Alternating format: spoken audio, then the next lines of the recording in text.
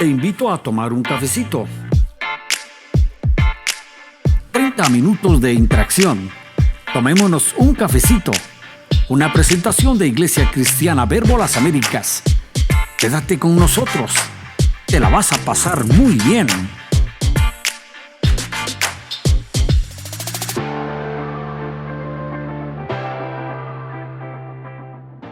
Bienvenidos amigos a una nueva edición de Tomémonos un cafecito, el podcast de Iglesia Verbo Las Américas. Sean ustedes bienvenidos a su casa. En esta oportunidad vamos a tratar un tema muy importante, muy interesante y de mucha relevancia. Hoy vamos a estar tratando cómo la pandemia vino a transformar la educación precisamente en Guatemala. Para ello me acompañan aquí dos prestigiosas señoritas. A mi lado izquierdo la licenciada Alison Godínez, magíster en educación superior, catedrática universitaria y madre de familia, que nos va a compartir su perspectiva desde catedrática y como madre. Y a mi lado derecho la señorita Gabriela Ordóñez, estudiante, bachillerato en mercadotecnia, graduanda y también trabajadora muy diligente ahí en su trabajo, según hemos visto. Así que bienvenidas, Alison. Buenas tardes, es un gusto estar aquí. Buenas tardes, también es un gusto para mí poder acompañarlos. Excelente, qué bueno que se sientan en su casa.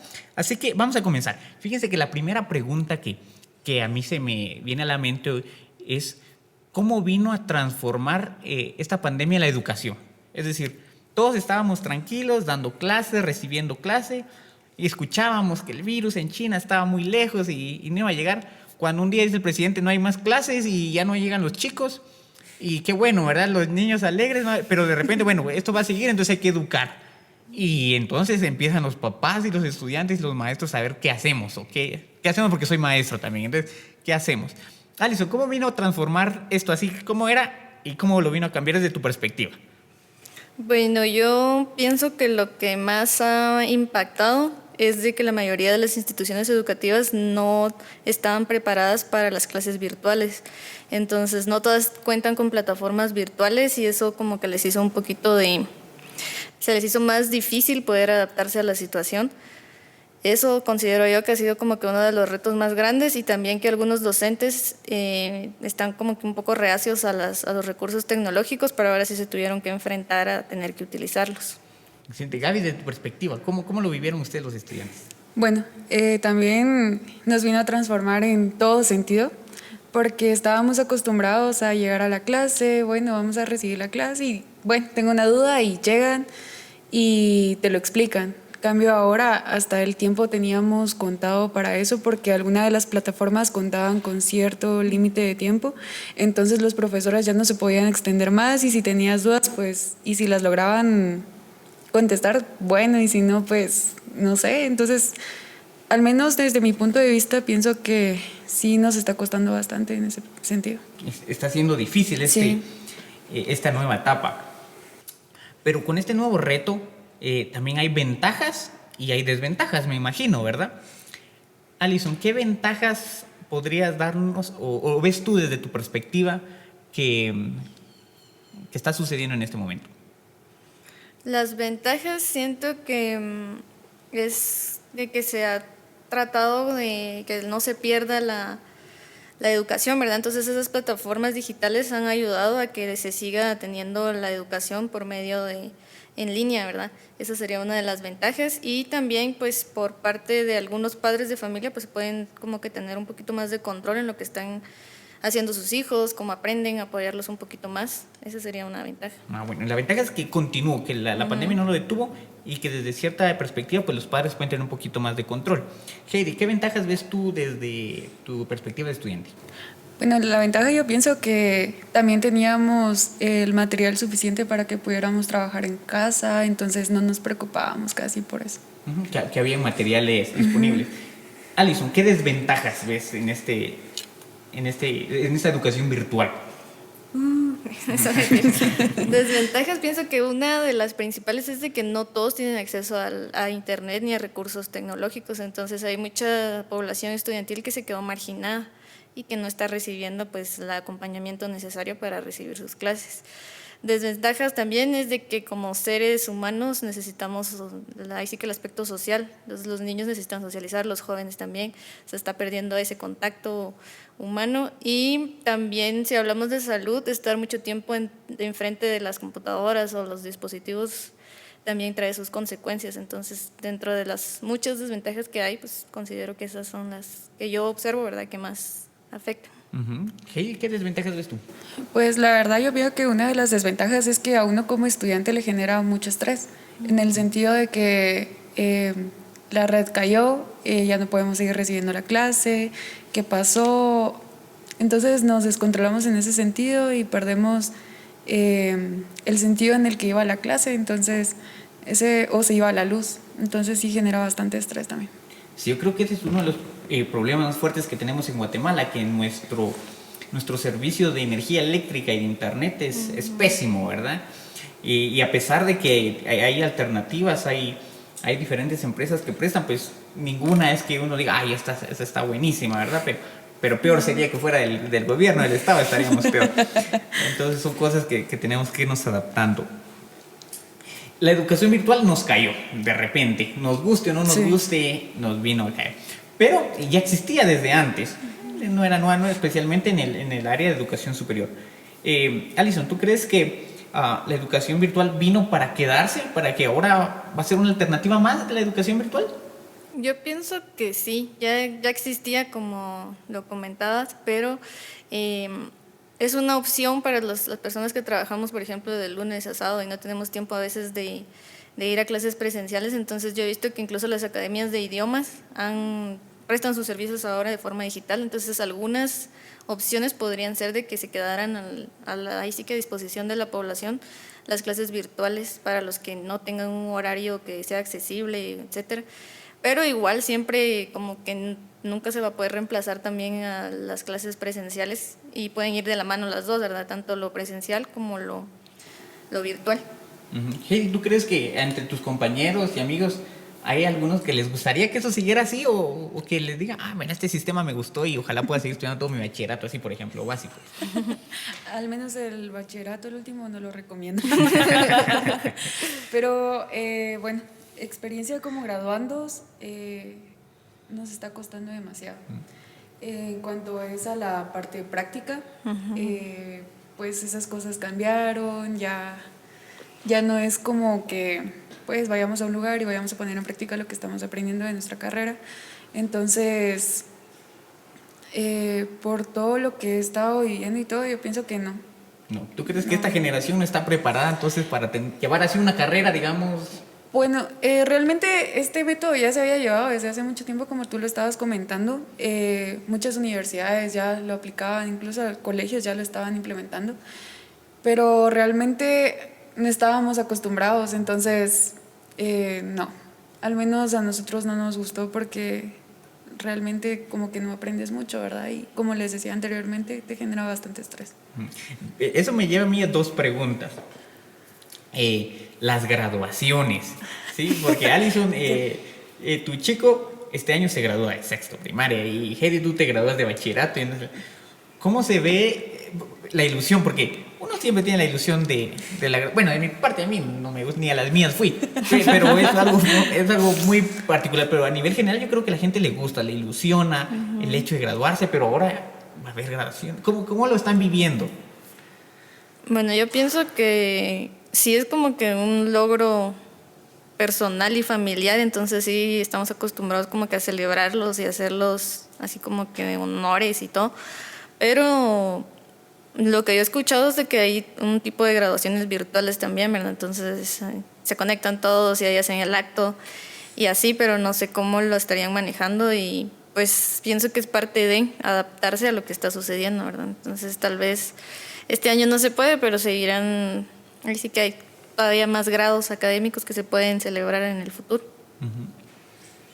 Bueno, pues mi perspectiva como graduanda, de hecho platicábamos de esto con algunos compañeros y pienso que a muchos nos hubiera gustado que la ilusión de llegar al colegio una última vez, despedirnos, ponernos una toga y todo eso, Realmente hasta la fecha no sabemos cómo va a ser nuestra graduación, solo sabemos que sí ya se aproxima, ya de hecho estamos en semana de finales, pero sí, al menos a nosotros sí nos creó la ilusión y pues con todo lo que está pasando, sí creo que va a ser virtual.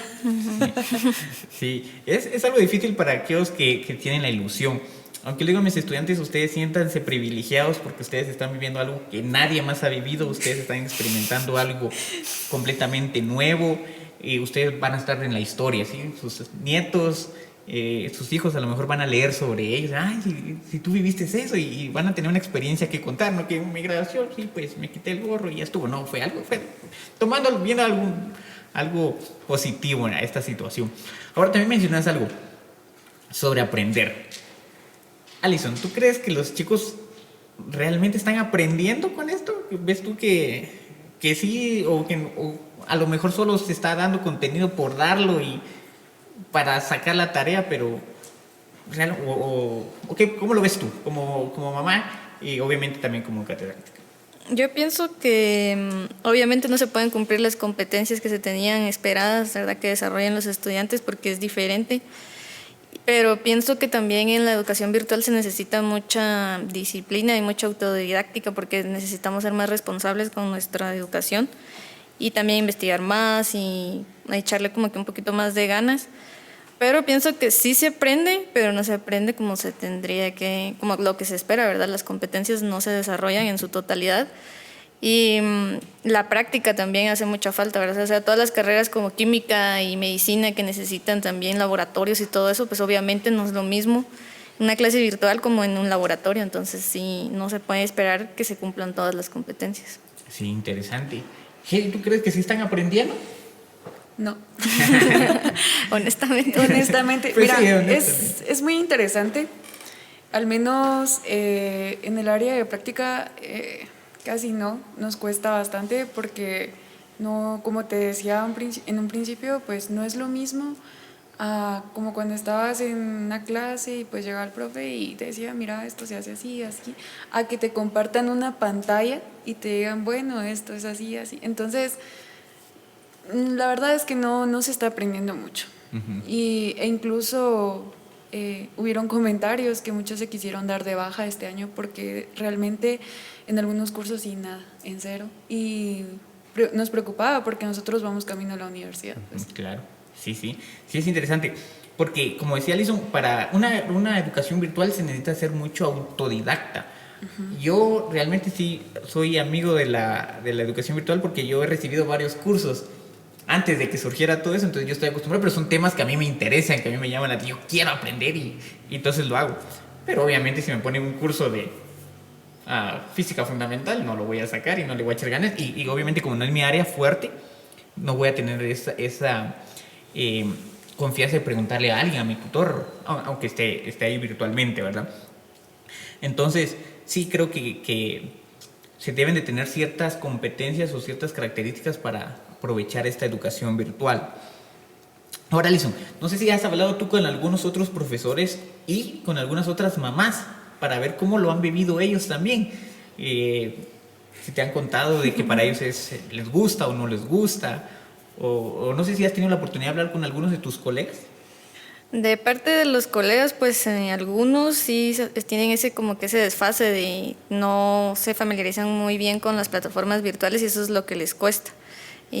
Pero como ya pasó bastante tiempo, digamos, como que ya se van acostumbrando.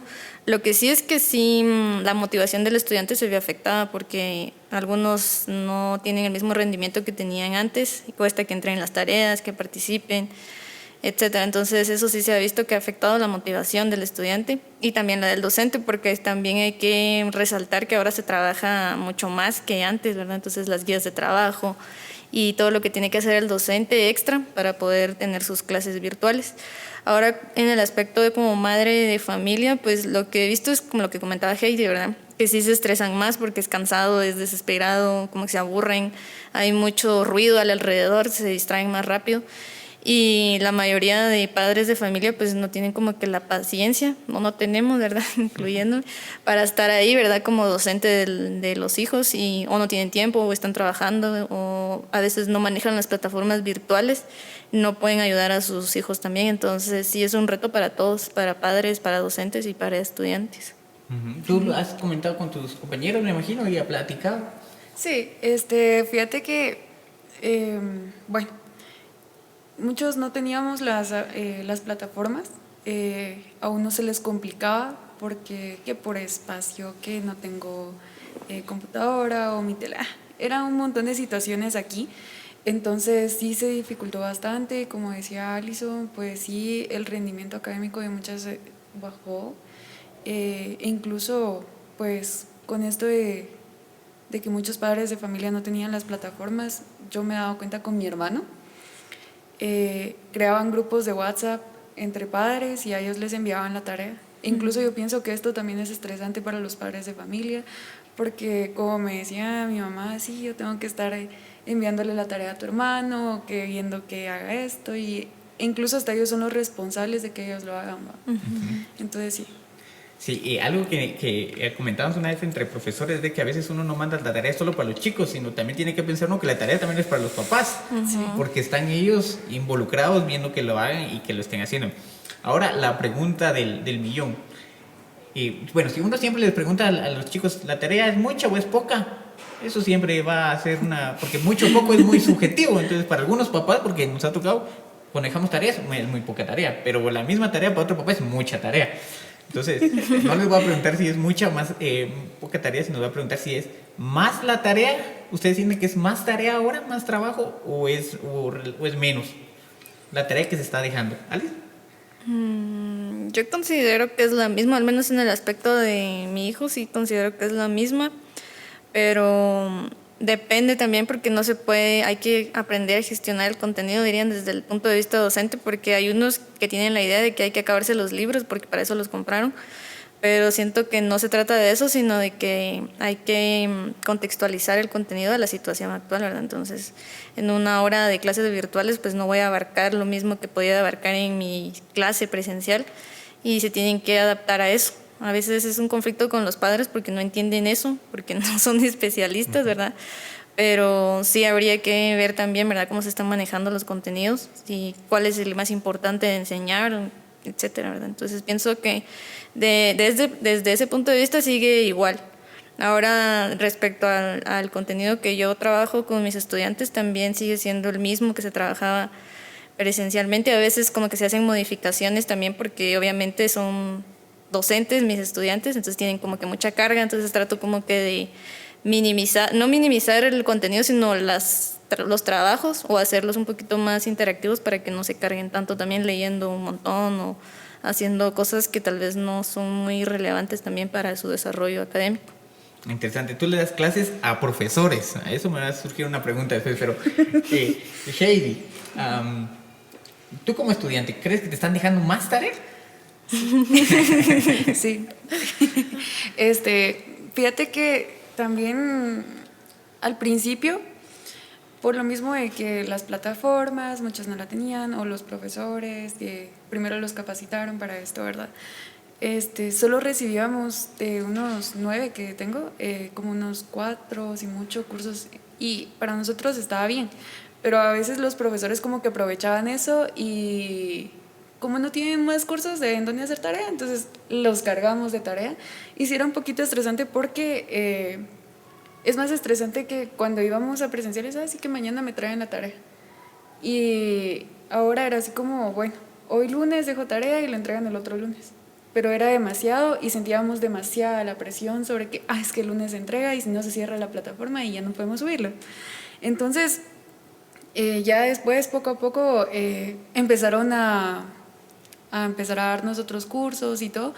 Igual nos siguieron cargando de tarea y pienso que sí nos están dejando bastantito ahí. Sí. Nos están cargando un poquito. Bueno, en los bachilleratos o los graduandos por lo regular siempre es un poquito más la carga. Sí. Porque obviamente tienen que salir, pero con esta pandemia que estamos viviendo, pues a lo mejor sí se está cargando un poquito más. Sí. Alison, tus estudiantes son maestros. ¿Has escuchado algo se han expresado los maestros? ¿Cómo lo están viviendo? Pues la mayoría de veces sí están así como que frustrados por toda la carga que tienen, porque tienen que grabar videos, tienen que hacer guías académicas, entonces su trabajo que era de 7 a 2 de la tarde, ahora es hasta las 12 de la noche, incluso algunos me han escrito hasta la 1, así como que mire, que estoy todavía despierto haciendo su tarea o algo así.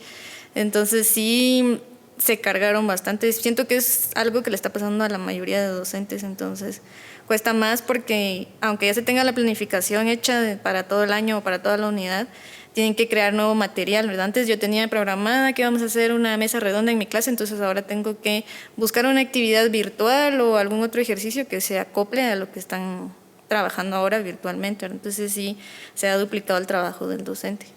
Y considero yo, pero ustedes me corregirán, yo creo que se ha duplicado el trabajo del docente y también del estudiante, en el sentido de que ahora el profesor tiene que aprender nuevamente cómo hacer su trabajo, porque no es lo mismo que yo ya sé cómo dar en mi clase, ahora aprender cómo usar las diferentes plataformas, que Zoom, que Classroom, que Kahoot, y estar aprendiendo constantemente. Y el estudiante también, porque entonces ya no solo tiene que aprender su contenido, sino que aparte tiene que aprender a usar las plataformas, aprender a interactuar, y entonces es un doble trabajo, doble esfuerzo que estamos haciendo, creo yo, pero ¿qué opinan ustedes? Sí, doble esfuerzo de ambas partes. Definitivamente.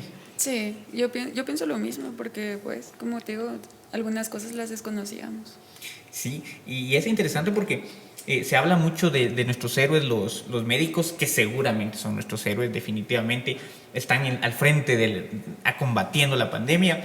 Y cuando hay un desastre, pues aparece el ejército, aparece la CONRED, pero siempre hay como que héroes escondidos o invisibilizados. Y yo considero, y no es por mi gremio, que uno de esos que están ahorita sacando la tarea son los profesores, porque están continuando su trabajo, su labor, porque la educación al final es importante, es elemental para el desarrollo, es uno de los índices que mide si un país está desarrollando o no su nivel educativo. Entonces yo creo que los profesores no están siendo honrados o no se está viendo el gran esfuerzo que están haciendo. Considero desde diferentes perspectivas, claro, porque si miramos el sector público, sin querer entrar en debate, pues no sé qué tanto trabajo estén haciendo. Desconozco, porque no voy a hablar de eso porque desconozco el sector público educativo qué tanto están haciendo. Alison, ¿tienes alguna anécdota ahí graciosa o interesante que te haya pasado ahorita durante el transcurso de esto, ya sea como catedrática o como madre de familia? Pienso que el temor de todos ahora y que van a tener estrés postraumático de esto es de ver si está prendida la cámara o el micrófono en todas las sesiones, porque es así como que el miedo tanto para los niños, así como que mi micrófono estaba prendido y yo estaba hablando cosas, ¿verdad? Y sí, eso sería como que las anécdotas más chistosas, ¿verdad? Que a veces no se percata uno de que está prendido el micrófono y hay interferencia y todo esto, ¿verdad? Heidi, ¿tú has vivido algo? Sí. ¿Algo que se pueda contar? Sí, se puede contar. Unas sí, otras no. Pues fíjate que sí, es lo mismo que dice Alison, este trauma que ya me tiene. Te lo juro que me conecto y si voy a hacer algo, me quedo así como, si está apagado, algo así. Porque de hecho estábamos en examen, creo, y teníamos que responder y todo. Y en eso tenía mi micrófono encendido y no me había dado cuenta, pues yo estaba en mi cuarto. Cuando entró mi abuelita iba a hablar. Y mi compañero me escribe en WhatsApp, Heidi, apaga tu micrófono. Y yo dije, ay, qué vergüenza. O si no, estaba en una exposición y teníamos que tener la cámara encendida. Cuando entran y estaban haciendo limpieza, creo, y estaban entran trapeando y que no sé qué. Y entonces todos me dijeron, Heidi, la limpieza ya es hora y así, pero sí. Es ese trauma que queda ahí. Las cámaras ahora y los micrófonos, y creo que todos nos ha pasado algo similar, ¿verdad? Muy bien. Alison, 2 recomendaciones. Una para docentes y una para padres de familia. Algo que tú nos puedas recomendar profesionalmente para ambos casos. ¿Algún mensaje que les puedas dar a los maestros y uno para padres? Bueno, yo pienso que los maestros siempre han tenido la libertad de cátedra, que es una característica y un derecho, por decirlo de una forma, que tienen los docentes. Obviamente se tienen que acoplar a las indicaciones de sus superiores y de la institución a la que pertenecen, pero pienso que también hay que pensar en la salud mental de todos, ¿verdad? De los maestros, estudiantes y de todos. Y tratar de, pues, hacer lo que mejor puedan. Están haciendo lo que mejor pueden hacer, pero en los contenidos gestionarlos, ¿verdad? Es para poder no saturarse de ellos haciendo muchas actividades o pensando en planificaciones, sino que también para poder ayudar al estudiante y que aprenda lo que es más significativo de cada contenido. Entonces, una recomendación sería esa, ¿verdad? Aprender a gestionar sus contenidos y que las actividades que hagan con sus estudiantes sean la más simple posible para que tampoco se agobien ellos pensando qué hago con ellos, qué actividad les pongo, etc. Y para los padres sería también, ¿verdad? Ahí sí que hay que buscar ahí sí que enfrentarla de mejor forma la situación. También apoyar a sus hijos, ¿verdad? Que eso es lo más importante. Y pues tratar también de poder entender que sus hijos no van a tener las mismas competencias y que es normal que estén estresados, que no quieran hacer las tareas, que estén desmotivados, pero que se contextualice la situación, ¿verdad? No es como que yo espere que mi hijo sea abanderado a finales de año, que esté en el cuadro de honor si estamos viviendo una pandemia. Tampoco es que espere que el docente tenga una superclase si no tiene los recursos. Hay que recordar que están haciendo uso de sus propios recursos, su internet, su computadora o su teléfono, de repente no tenían computadora, etcétera. Entonces, tomar en cuenta todo eso, ¿verdad? Tal vez un poco de humanizar más la situación. Excelente, sí, gracias. Y Heidi, ¿algo que les puedas decir tú a los estudiantes que nos están viendo? Nada, en sus tareas. Por favor.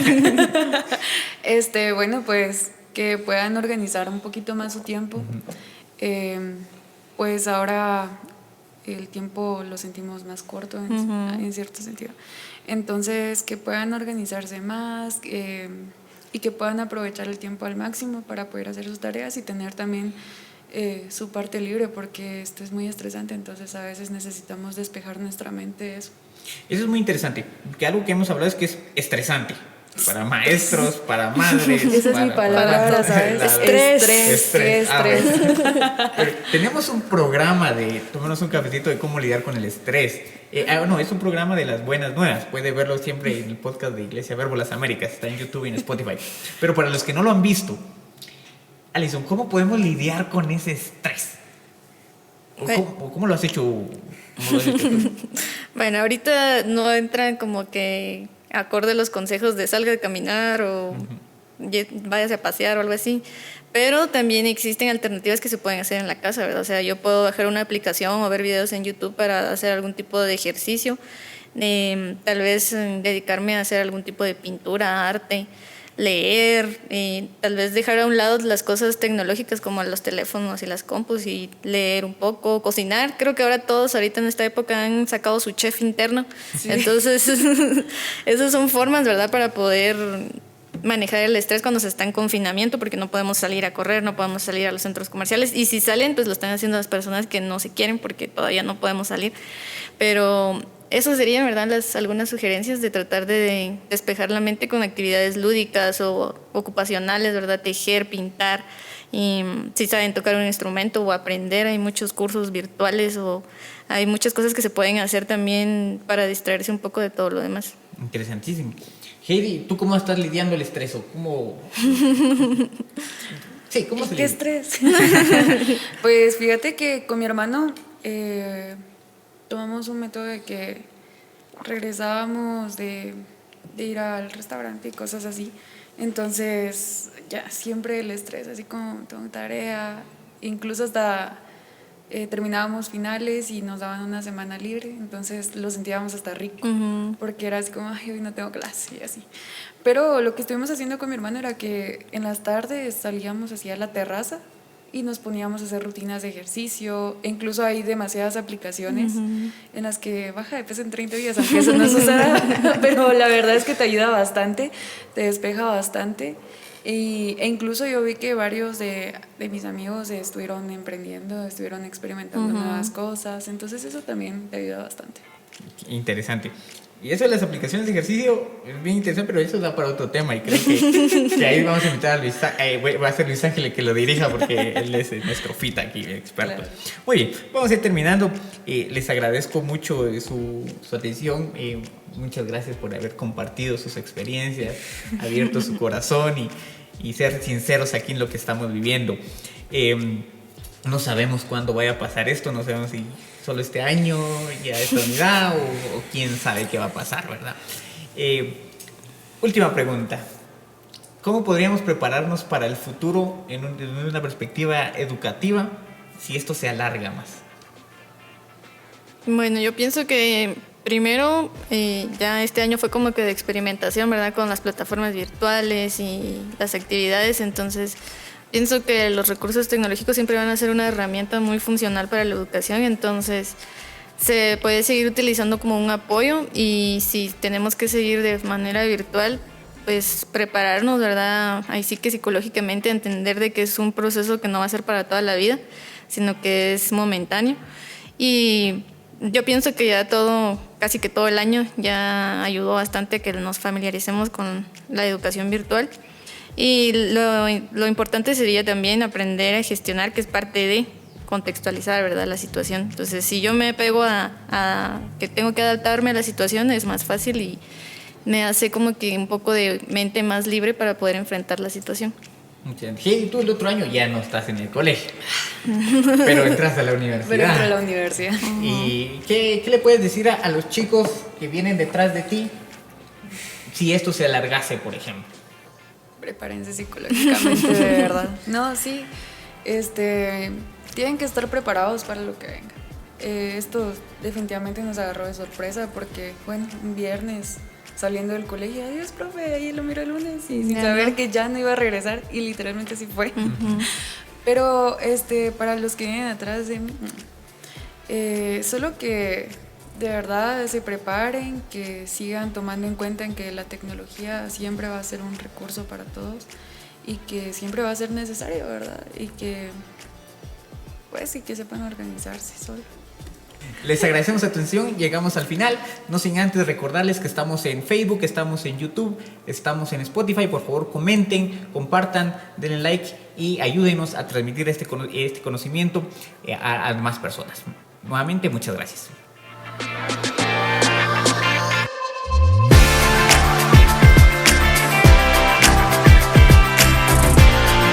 Tomémonos un cafecito. Una presentación de Iglesia Cristiana Verbo Las Américas.